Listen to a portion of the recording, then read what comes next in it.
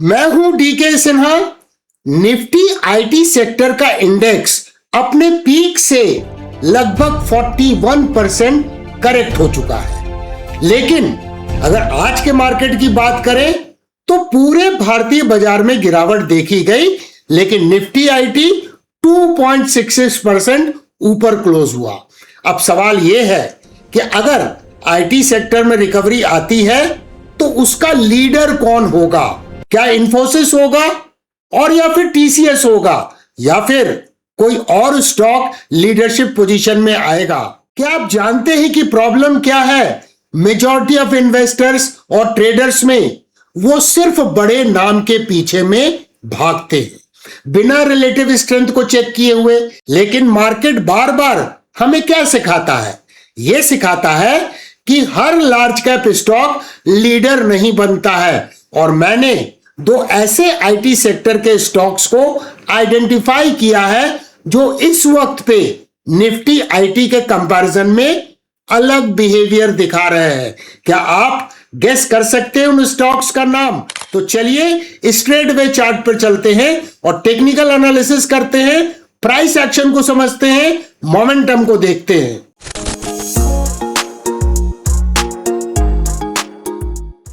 सबसे पहले एक नजर डालते हैं निफ्टी आईटी इंडेक्स के मंथली चार्ट को। ये देखिए, इसने ऑल टाइम हाई बनाया था 46,088.9 का दिसंबर 2024 में।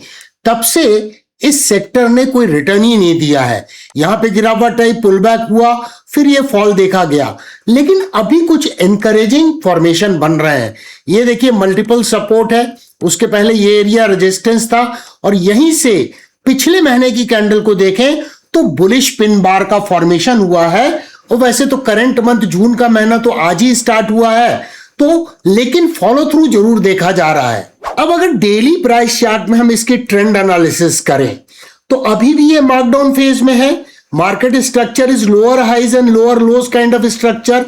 लेकिन ये रिकवरी के बाद जब यहां पर करेक्शन हुआ तो प्राइस ने कंसोलिडेट किया, और ये लो जो इसने रिसेंट टाइम में बनाया है इसको इसने रिस्पेक्ट किया। अगर गौर से देखें तो एक छोटा सा इनवर्स हेड एंड शोल्डर भी आपको यहां नजर आएगा, जिसका आज ब्रेकआउट होता हुआ नजर आ रहा है। लेकिन अभी भी दोस्तों कंफर्मेशन चाहिए ट्रेंड रिवर्सल के लिए, क्योंकि बहुत सारे रेजिस्टेंस है। आप देखिए, इस जगह पे इसको रेजिस्टेंस मिलेगा, अभी EMA 21 EMA 55 के नीचे है, और सारे लॉन्ग टर्म मूविंग एवरेजेस का स्लोप जो है वो डाउनवर्ड नजर आ रहा है। लेकिन कुछ साइन नजर आ रहे हैं मोमेंटम इंडिकेटर पे। एक तो यहां देखिए, बुलिश स्विंग ब्रेकआउट हुआ, और उसके पहले ये लोअर लो का फॉर्मेशन था, तो यहां पर बुलिश डाइवर्जेंस भी RSI पे नजर आया। और MACD को अगर ध्यान से देखें तो MACD क्या कर रहा है? MACD हिस्टोग्राम ऊपर में बना रहा है जीरो लाइन के, यानी स्लोली एंड स्लोली मोमेंटम तो जरूर बिल्ड हो रहा है, लेकिन अभी भी हमें कंफर्मेशन की आवश्यकता है। अब हम इन्फोसिस की वीकली चार्ट को देख रहे हैं। वीकली चार्ट क्यों? क्योंकि हमें इसकी रिलेटिव स्ट्रेंथ चेक करना है with respect to Nifty IT. तो सबसे पहले यहां पे गौर से देखें मार्केट के स्ट्रक्चर को। तो मार्केट का स्ट्रक्चर अभी भी lower highs and lower lows का है, और रिलेटिव स्ट्रेंथ अगर हम यहां देखें निफ्टी आईटी के प्रति तो ये अंडर परफॉर्म कर रहा है सेक्टर को, और साथ में यहां पर अभी मोमेंटम शिफ्ट भी होता हुआ नजर नहीं आया है RSI के ऊपर में। यस, डाउन साइड का मोमेंटम डिमिनिशिंग है जो MACD से क्लियरली रिफ्लेक्टेड है। अगर हम इन्फोसिस के डेली चार्ट को देखें और ट्रेंड एनालिसिस करें तो ट्रेंड अभी भी डाउनवर्ड है। Market structure lower highs and lower lows का है, और यहां पर एक छोटा सा इनवर्स हेड एंड शोल्डर जैसा हमने निफ्टी आईटी में देखा वैसा यहां भी बन रहा है। और आज की candle one white soldier candlestick pattern है, और इसने आज 3.58% का जंप दिया है, लेकिन बहुत सारे रेजिस्टेंस है। ये देखिए, सपोर्ट था तो यहां पे मल्टीपल मूविंग एवरेजेस हैं, long term moving averages downward है, तो ये सब रेजिस्टेंस का एरिया है। तो हमें ट्रेंड रिवर्सल का अभी कंफर्मेशन जब तक नहीं होता है, और वैसे भी इन्फोसिस अंडर परफॉर्म कर रहा है निफ्टी आईटी सेक्टर को। अब हम TCS के वीकली प्राइस चार्ट में देख रहे हैं सबसे पहले इसके रिलेटिव स्ट्रेंथ को चेक करते हैं with respect to Nifty IT index. तो यहां पर देखिए अंडर परफॉर्म कर रहा है ये मैन्सफील्ड आरएस के हिसाब से ये अंडर परफॉर्म कर रहा है निफ्टी आईटी सेक्टर को। मार्केट स्ट्रक्चर भी lower highs and lower lows का है। मोमेंटम अगर देखें तो आरएसआई अभी भी 40 के नीचे है, लेकिन एमएससीडी में कुछ लॉस ऑफ मोमेंटम डाउनसाइड का नजर आ रहा है, डिमिनिशिंग मोमेंटम नजर आ रहा है, क्योंकि हिस्टोग्राम की साइज छोटी होती चली जा रही है। अब अगर हम टीसीएस के डेली प्राइस चार्ट को देखें तो फिलहाल तो इसमें इंफोसिस से भी ज्यादा कमजोरी नजर आ रही है। ये तो अभी रेजिस्टेंस ले रहा है ईएमए 21 पे। ईएमए 21 अभी भी ईएमए 55 के नीचे है। ईएमए 55 अभी भी एसएमए 144 के नीचे है और सारे लॉन्ग टर्म मूविंग एवरेज के स्लोप डाउनवर्ड है। तो यहां पर वीकनेस अभी भी नजर आ रही है। ट्रेंड इसका जो है वो क्लियरली मार्कडाउन फेज में नजर आ रहा है। अब तक हमने निफ्टी आईटी, इंफोसिस और टीसीएस को देखा। इंफोसिस एंड टीसीएस दोनों अंडर परफॉर्म कर रहे हैं। तो वो कौन से दो स्टॉक्स हैं जो आउट परफॉर्म कर रहे हैं निफ्टी आईटी को? लेकिन उसके चार्ट पे चलने के पहले एक क्विज कर लेते हैं। अगर किसी सेक्टर में फ्यूचर लीडर आइडेंटिफाई करना हो तो सबसे इंपॉर्टेंट फैक्टर क्या है? Option A large market capitalisation, option B relative strength. Comment section में अपना आंसर जरूर लिखिए और याद रखिए अभी दो और आईटी स्टॉक्स देखने बाकी हैं जो शायद आपको सरप्राइज कर सकते हैं, और उसके बाद एक और क्विज आने वाला है, इसीलिए वीडियो के एंड तक जरूर बने रहिए। अब पहला स्टॉक देखते हैं जिसका स्ट्रक्चर मार्केट का अलग है, रिलेटिव स्ट्रेंथ अलग है, और वो है परसिस्टेंट सिस्टम्स का। ये मंथली प्राइस चार्ट है। सबसे पहले गौर से देखें कि जब भी इसमें करेक्शन हो रहा है ये ईएमए 21 पे सपोर्ट ले रहा है, और यहां पर ईएमए 21 का ब्रेकडाउन हुआ, लेकिन अब प्राइस ने ईएमए 21 को रिक्लेम कर लिया है और उसके ऊपर में ट्रेड हो रही है।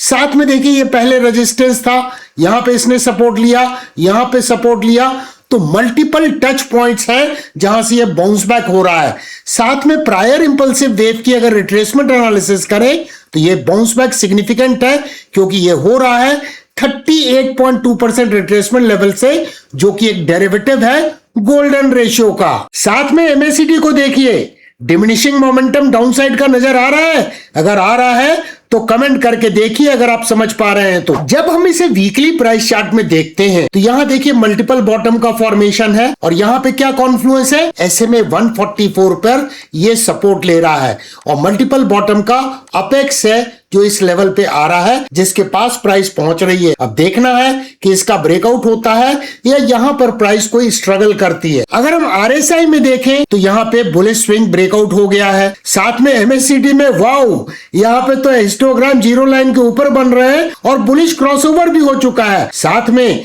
अगर हम आरएस एनालिसिस करें तो ये रिलेटिवली आउट परफॉर्म कर रहा है निफ्टी आईटी सेक्टर को। जब हम डेली प्राइस चार्ट में देखते हैं तो यहाँ बड़े इंपॉर्टेंट प्राइस एक्शन नजर आते हैं, मार्केट स्ट्रक्चर नजर आता है। यहाँ देखिए मल्टीपल बॉटम इसने बनाया, इसके बाद प्राइस ऊपर गई, यानी एक छोटा सा जो डबल बॉटम था इसके टारगेट को इसने अचीव किया, और प्राइस कहां से रिजेक्ट हुई? एसएमए 200 से। उसके बाद प्राइस जब नीचे गिरी तो यहां पर देखिए इसने इस लो को रिस्पेक्ट किया, और अगर देखा जाए तो इन्वेस्टर्स इतनी जल्दीबाजी में थे कि यहां पर इस बॉटम को टेस्ट करने के पहले से बाइंग आ गई, और मार्केट का स्ट्रक्चर अब higher highs and higher lows का बनता हुआ नजर आ रहा है। अगर ये डबल बॉटम है जो टिपिकल ईव एडम पैटर्न के नाम से हम जानते हैं, जिसका अपेक्स कहां है? 5606 पे, इसके ऊपर में आपको अलर्ट सेट करना है। अगर इसका ब्रेकआउट हो गया क्लोजिंग बेसिस पे तो ये डबल बॉटम का ब्रेकआउट होगा, और उस समय पे क्या होगा? प्राइस एसएमए 200 एसएमए 233 को निकाल चुकी होगी। साथ में देखिए वॉल्यूम में बहुत बड़ा सर्ज है, और मोमेंटम इंडिकेटर को देखें तो इसमें तो ऑलरेडी रेंज शिफ्ट हो चुका है, और यहाँ पर ध्यान से देखें तो ये लोअर लोस का फॉर्मेशन था, और यहाँ पर बुलिश डाइवर्जेंस भी दिखाई दिया। एमएससीडी बुलिश क्रॉसओवर हो चुका है, and histogram is in making above zero line. अब आज का दूसरा स्टॉक जिसका मार्केट स्ट्रक्चर काफी एनकरेजिंग नजर आ रहा है, कोफोर्ज का स्टॉक। इसके मंथली प्राइस चार्ट को देख रहे हैं, पहले गौर से देखिए। ये प्राइस का सपोर्ट था, मल्टीपल सपोर्ट है, और वहीं से ये रिसेंट टाइम में बाउंस बैक करता हुआ नजर आ रहा है। साथ में अगर प्राइस एक्शन को देखें तो एक और ट्रेंड लाइन हम खींच सकते हैं। ये रेजिस्टेंस था, बाद में ये सपोर्ट बन गया, मल्टीपल सपोर्ट है इस ट्रेंड लाइन के ऊपर में। तो ये दोनों ट्रेंड लाइन के बीच के जोन से ये बाउंस बैक है, यानी एक इंपॉर्टेंट डिमांड एरिया से ये बाउंस बैक होता हुआ नजर आ रहा है।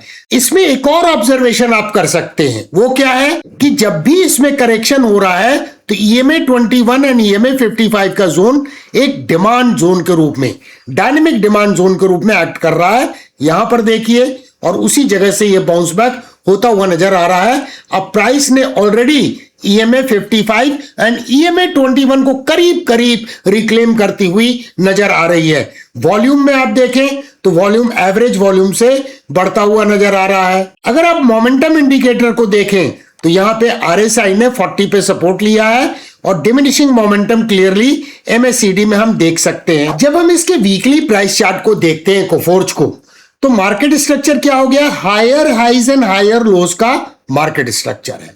इसके अलावा अगर हम मोमेंटम इंडिकेटर को देखें और रिलेटिव स्ट्रेंथ इसकी चेक करें तो यहां देखिए RSI के ऊपर में बुलिश स्विंग ब्रेकआउट हुआ है, MACD में बुलिश क्रॉसओवर हो चुका है, और ये स्टॉक भी निफ्टी IT इंडेक्स को आउट परफॉर्म करता हुआ नजर आ रहा है। अब डेली प्राइस चार्ट में सबसे पहले ट्रेंड की एनालिसिस करते हैं, तो यहां पे पिक्चर कुछ और नजर आ रही है।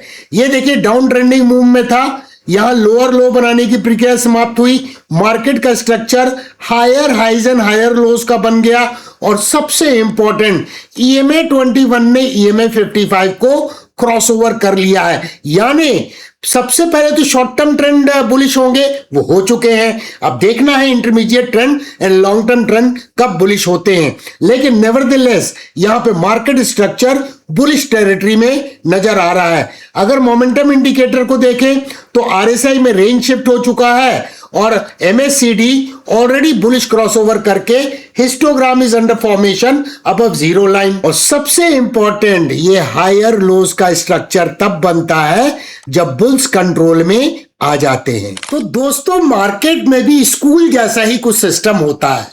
कुछ स्टूडेंट्स अटेंडेंस के लिए आते हैं और कुछ टॉपर बनने के लिए। हर लार्ज कैप टॉपर नहीं होता है और हर टॉपर लार्ज कैप नहीं होता है। इसीलिए सिर्फ नाम देखकर स्टॉक को चूज करना कभी कभी एग्जाम में बिना सिलेबस देखकर पेपर देने जैसा हो सकता है। तो चलिए एक और क्विज कर लें। अगर किसी स्टॉक का मार्केट स्ट्रक्चर स्ट्रांग हो और वो सेक्टर को आउट परफॉर्म भी कर रहा हो, तो जनरली कौन सा फैक्टर ज्यादा इंपॉर्टेंट माना जाता है? Option A price leadership, option B brand leadership. Comment में अपना आंसर लिखिए। तो आज की एनालिसिस से हमें क्या सीखने को मिला? स्टेप नंबर 1, मार्केट स्ट्रक्चर को देखिए। स्टेप नंबर 2, रिलेटिव स्ट्रेंथ को देखिए। स्टेप नंबर 3, सेक्टर के अंदर लीडर्स को आइडेंटिफाई कीजिए। और स्टेप नंबर 4, पॉपुलैरिटी और लीडरशिप के बीच में कंफ्यूज मत होइए। कई बार सबसे ज्यादा डिस्कस्ड स्टॉक बेस्ट अपॉर्चुनिटी नहीं होता है, और कई बार क्वाइटली आउट परफॉर्म करने वाले स्टॉक्स ही फ्यूचर के लीडर्स बन जाते हैं। जैसे लिवरमोर ने कहा था, big money is not in buying और सेलिंग बट इन वेटिंग।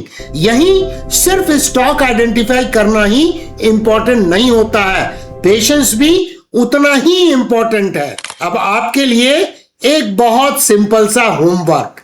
सबसे पहले OFSS के प्राइस चार्ट को, OFSS जो NSE के ऊपर में या BSE के ऊपर में, उसके चार्ट को खोलें। डेली टाइम फ्रेम में चार्ट को खोलिएगा। क्या स्टॉक मार्कअप फेज में है या फिर मार्कडाउन फेज में है, कमेंट करके बताएं। और साथ में वीकली चार्ट पर जाएं उसी स्टॉक के और चेक करें क्या ये निफ्टी IT को आउट परफॉर्म कर रहा है या अंडर परफॉर्म करना है। अपना एनालिसिस कमेंट सेक्शन में जरूर लिखिए। आज हमने देखा कि सेक्टर रिकवरी का मतलब ये नहीं होता है कि सबसे बड़े स्टॉक्स ही फ्यूचर लीडर्स बनेंगे। मार्केट स्ट्रक्चर और रिलेटिव स्ट्रेंथ हमें एक ऑब्जेक्टिव फ्रेमवर्क देते हैं जिससे हम बेहतर अपॉर्चुनिटीज को आइडेंटिफाई कर सकते हैं। अगर आपको ऐसे रूल बेस्ड कॉन्सेप्ट्स पसंद आते हैं तो जीरो टू हीरो प्लेलिस्ट जरूर देखिए। और हाँ, होमवर्क का आंसर कमेंट सेक्शन में लिखिए, मैं जरूर पढ़ूंगा। जो भी आज हमने चर्चा की ये जीरो टू हीरो सीरीज के ट्यूटोरियल में आपको सीखने को मिल सकती है, इसीलिए उस कोर्स को स्ट्रक्चर्ड तरीके से कंप्लीट कीजिए। उसके प्लेलिस्ट का मैं एंड स्क्रीन में आपको लिंक दे दूंगा।